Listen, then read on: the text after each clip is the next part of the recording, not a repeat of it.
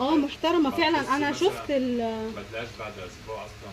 بالظبط، ده هو اللي انا عايزه اقوله لكم، ان اللي نازله ترند في الفيديوهات بره والله العظيم اسبوع، ده لو كملت ويعني عمرت. بس لسه بتلف، لسه بتلف. بصوا ما شاء الله لسه بتلف. بصوا يا جماعه سهله جدا جدا جدا جدا. الناس بتسالني على دي نينجا يا جماعه.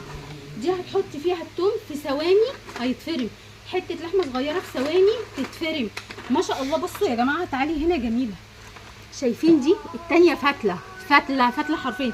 دي دبوره ما شاء الله اللهم بارك، حاجه جامده محمله ما تتقطعش ولا تبوظ منك بسهوله. بصوا السلاح شكله عامل ازاي اصلا، يخوف، صغير بس يخوف. فيعني بجد اللي محتاج الحاجات دي ما يروحش يجيب الترندات او الصور، لان صدقوني انا في السوق وشايفه الحاجه على الطبيعه والله ساعات بتبقى تقريبا لعبه. بخاف جدا لما حد يطلبها وبقول له حلوه على قد سعرها. تمام. فدي تحفه تحفه، هتلاقي نفسك بتستخدميها في كل حاجه. شويه توم اهرس، شويه خضره قطع، شويه بصلايه عايزه تعمليها قطعي، مش في السريع وتحفه. مش هتشلك، مش تومه هتتفرم و10، لا اللهم بارك.